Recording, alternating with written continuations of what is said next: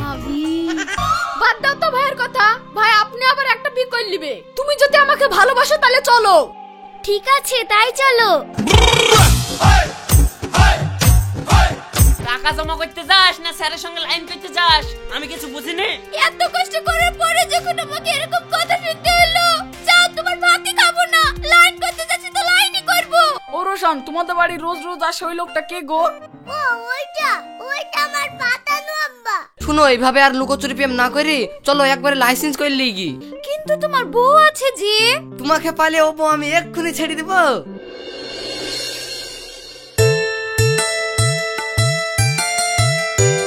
এই টিয়া, রাশিদ বলে দারুণ মেয়ে বিয়ে করলে এসছে, চ দেখে আসি। হ্যাঁ কত ভালো, আর শুনতেই সোনার গা, কাছে গেলে কিচ্ছু না। চল না গিয়ে দেখি। ঠিক আছে চ, গেলেই দেখতে পাবো।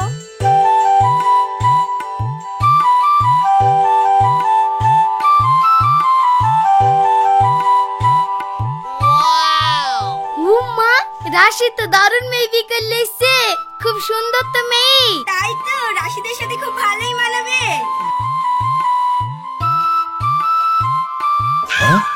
আরে বাপ রে বাপ, আমরা শিক্ষিত ছেলে হয়ে এরকম মেয়ে পাবো কি তার ঠিক নাই।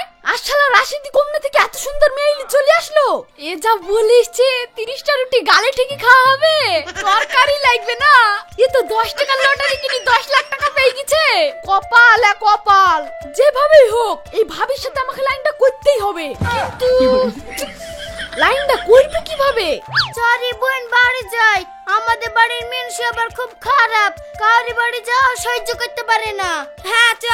আরে বসো, একটু মিষ্টি মুখ করে যাও। হ্যাঁ দুটো মিষ্টি খেয়ে যাও। না না, এখন মিষ্টি খাবো না। আরে খাবো না বললে হয়, দাঁড়াও আমি মিষ্টি নিয়ে আসছি। হ্যাঁ লিয়াই লিয়াই লিয়াই।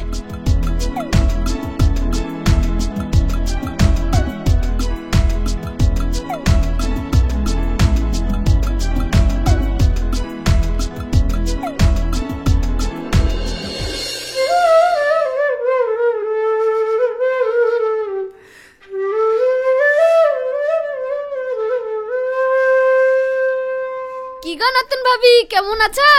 হ্যাঁ ভালো আছি, তোমাকে তো চিনতে পারলাম না। আমাকে তুমি চিনতে পারছো না? আমি তোমার দেওর হই গো। এই দেখো, এই সব জমিগুলো সব আমাদের। তোমার স্বামী সারা বছর আমাদেরই কাজ করে।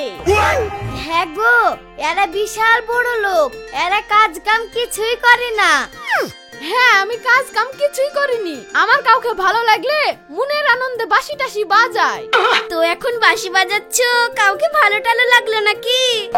সে তুমি বুঝতে পারলে বুঝিলাও। ঠিক আছে তাহলে বাঁশি বাজাও।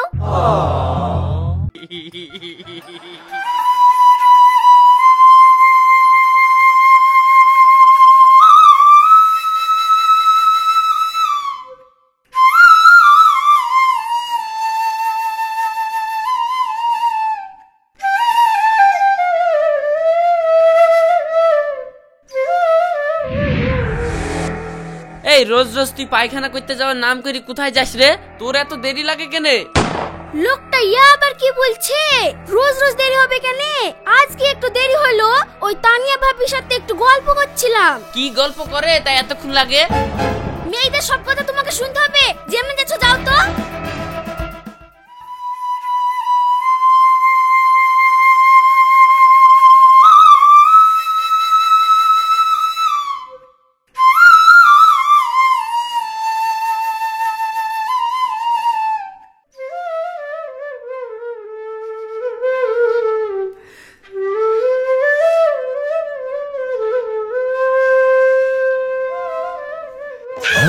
আজ আবার বাঁশি বাজাচ্ছে, যা একটু দেখা করে আসি। কি গো ভালো আছো? হ্যাঁ ভালো আছি। ভাবি তোমাকে তো দিন দিন আই বড় লাগছে গো। সত্যি ভাবি, তোমার বিটা না হলে জাতামত একটা করে ফেলতু। তাই নাকি? আমিও তো তোমার বাঁশির আওয়াজ শুনে বাড়িতে থাকতে পারলাম না, তাই তো ছুটে চলে আসলাম। শুনো ভাবি, এখন থেকে আমি এইভাবে বাঁশি বাজাবো আর তুমি চলে আইবা। আমাদের সুখ দুঃখের দুটো কথা হবে। ঠিক আছে, তাহলে আজকে আমি গেলাম। ঠিক আছে ভাবি।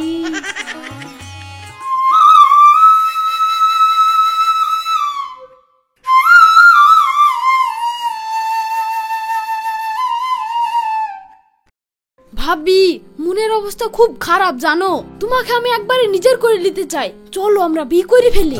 সে না হয় করব, কিন্তু তোমার ভাই? বাদ দাও তো ভাইয়ের কথা, ভাই আপনি আবার একটা বিয়ে করে নিবে। তুমি যদি আমাকে ভালোবাসো তাহলে চলো। ঠিক আছে তাই চলো।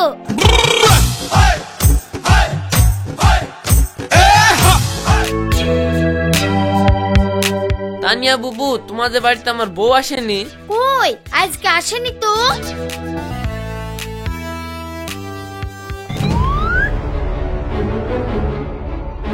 রাশেদ ভাই, তোমার বউ বলে শাকিলের সাথে পালিয়ে গেল, মাচানা সবাই ব্লক করছে। তুই আর কি বলছিস?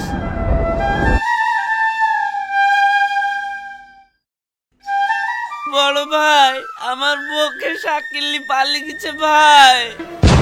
তাই নাকি? ওই বউ যখন আমাদের মান সম্মান ভাবেনি, ওই বউ আমরা ঘরে তুলবো না। চ তানবীর ঘটকের কাছে দেখছি তারপরে। তানবীর চা, আমার এই ভাইয়ের বিয়ে দিব, একটা মেয়ে দেখি দাও দিনে, ভালো দেখি।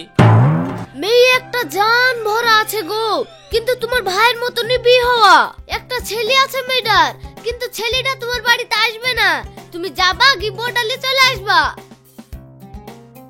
ঠিক আছে, তাহলে তুমি রেডি থাকো, কাল সকাল সকাল বিপরীলি চলে আসবো।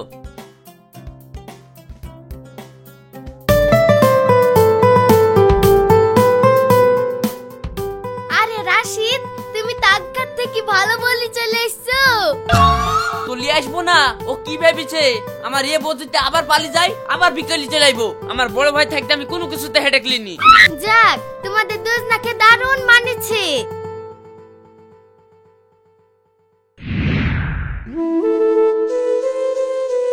দেখতে দেখতে তো 5 বছর হয়ে গেল।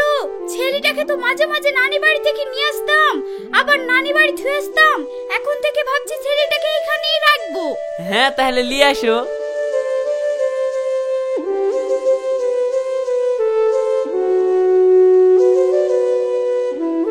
এই তো বাবু, ঘরে ভাত রান্না করে থুই গেলাম। আমার সমিতিতে মিটিং আছে, আমি মিটিং এ গেলাম। তোর আব্বা আসলে খেয়ে নিতে বলবি। ঠিক আছে মা। তোর মা কই রে? সমিতি মিটিং এ গেছে। এই তোর বোঝে ডেলি সমিতির মিটিং আছে বলি গি স্যারেদের সাথে গল্প করি বেড়ায়, তুই কিছু বলতে পারিস নি? পাড়ায় যে আমাদের মান সম্মান কিছু থাকছে না। তাই দাঁড়াও, আসুক তারপরে আমি দেখছি।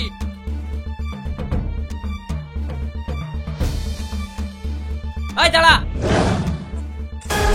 এই তুই সমিতির নাম করে ডেলি ডেলি কোথায় যাস?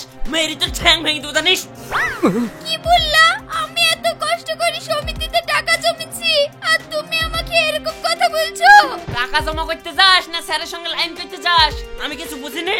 এত কষ্ট করার পরে যখন আমাকে এরকম কথা শুনতে হলো, যাও তোমার ভাতই খাবো না। লাইন করতে যাচ্ছি তো লাইনই করব। ছড়াও শান্ত, দরকার হয় আমি নার্সিং হোমে আয়ের কাজ করব, তাও আমি জীবনে এই বাড়িতে পা দিব না। হ্যাঁ হ্যাঁ যা, তোর বাপ সারা জীবন পুষবে যে। পুষে না পুষে দেখে নিচ্ছি।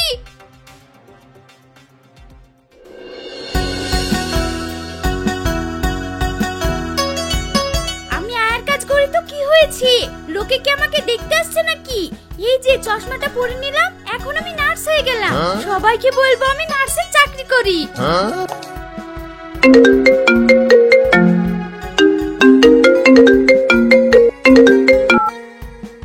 হ্যালো। কি গো, নার্সিং হোম থেকে সেই নাম্বার নিয়ে আসলাম, ফোন করলে তো ফোন ধরোই না। ফোন ধরবো না কেন? আসলে নার্সিং হোমের ভিতরে ফোন ধরলে ডাক্তার বাবু বকে। সেই তুমি বলেছিলে সংসারে ঝামেলা হয়েছে, তো ওই দিককার কি খবর? খবর আবার কি? ওর ভাত আমি খাবো নাকি? শুধু এই ছেলেটুকু বাফারা হয়ে যাবে বলে আমি কিছু বলিনি, না হলে কালকেই থানায় কি আমি ওকে জেলে ঘাড়ি টানাতু। আরে বাফারা হয়ে যাবে কেন গো, আমি আছি, আমাকে বাপ পাতিলিতে বলো। তাহলে তো ভালোই হবে। মাঝে মধ্যে আমাদের বাড়িতে আসো। শুনো, এখন থেকে সময় পেলে আমাদের বাড়িতে চলে আসবা, একটু সুখ দুঃখের গল্প করবো, ঠিক আছে? ঠিক আছে, যাবো। বাবু ভালো আছো? হ্যাঁ ভালো আছি। এই লাও মিষ্টি আর ক্যাডবেরি। ও তুমি এসেছো, আসো ঘরে আসো।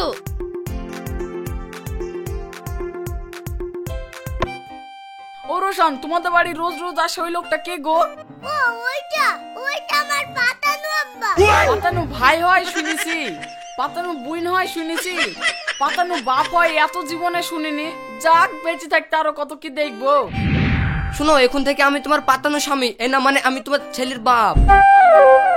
না, ওর মানে মানে করতে হবে না, আমি সব বুঝতে পেরেছি। ছেলের যখন বাপ হয়ে গেল, আমার আর কোনো চিন্তা নাই। যাও তাহলে তোমার ওই স্বামীর নামে কেস করে দাও, যা হবে আমি দেখে লিছি, যা খরচ হবে আমি দিয়ে দিব। কেস আবার কি করব? ও ওর মতন করে খাক্কা, আমরা আমাদের মতন করে খাবো। শুনো, এইভাবে আর লুকোচুরি প্রেম না করে চলো একবারে লাইসেন্স করে লিগি। লাইসেন্স করলে তো ভালোই হইতো, কিন্তু তোমার বউ আছে যে। তোমাকে পালে ও বউ আমি এক্ষুনি ছেড়ে দিব। ঠিক আছে, তাহলে চলো। ঠিক আছে, তাহলে কাল সকালবেলায় চলে যাবো।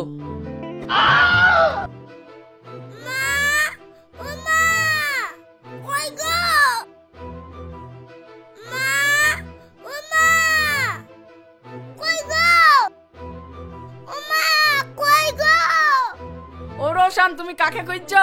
তোমার মা তোমার পাতানো অভ্যাসত পালে গেছে, তুমি জানো না? আমি কি কাজ করলাম গো? বাপ্পা কি মাটাকে হারিয়ে গেলাম। এরকম ঘটনা আমাদের সমাজে প্রতিনিয়তই আমরা দেখতে পাই। দুধের শিশু রেখে অনেক বাবা মা এভাবেই চলে যায়। তাদেরকে বলবো, একবার আপনার বাচ্চার কথা ভেবে এই কাজগুলো থেকে বিরত থাকুন। আর ভিডিওটি ভালো লাগলে সাবস্ক্রাইব করে পাশে থাকুন, যাতে এইরকম ভিডিও আরো আপনাদের উপহার দিতে পারি।